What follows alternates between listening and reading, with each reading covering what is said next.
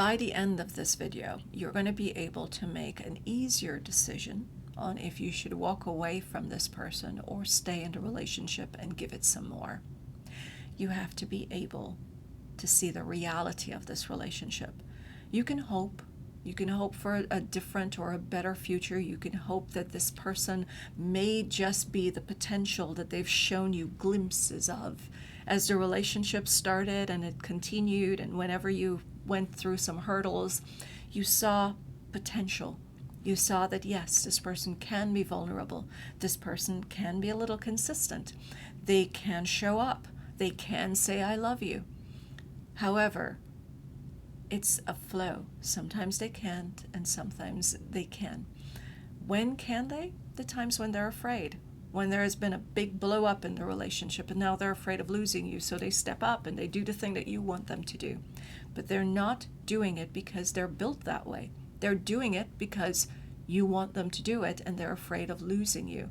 So yes, you're going to have that up and down. You're going to have the hot and cold. You're going to have the push and the pull.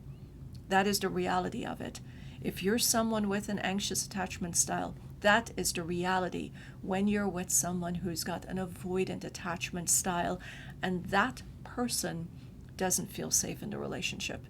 You see, a lot of times people will say, as long as you're with someone who's got an avoidant attachment style, this is what's going to happen forever. No, every avoidant attached style person is not the same.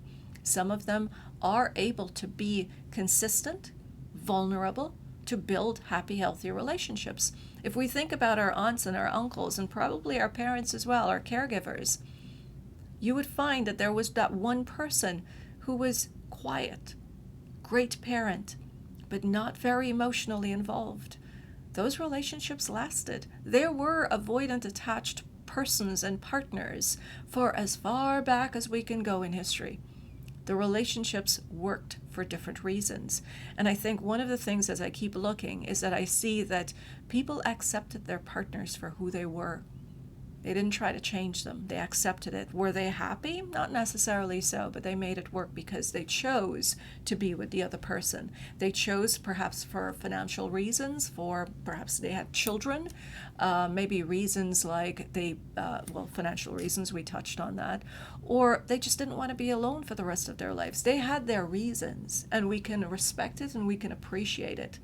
But what they did that was a lot different than what we're seeing now is they accepted the person for who they were and what they could bring to the table. In today's world, we're influenced by what we see on social media, what we see in our movies, what we read in magazines. And we believe that every relationship should look the same way. Yes, it should feel good to be in a relationship, but we cannot make another person do something that's going to make us happy.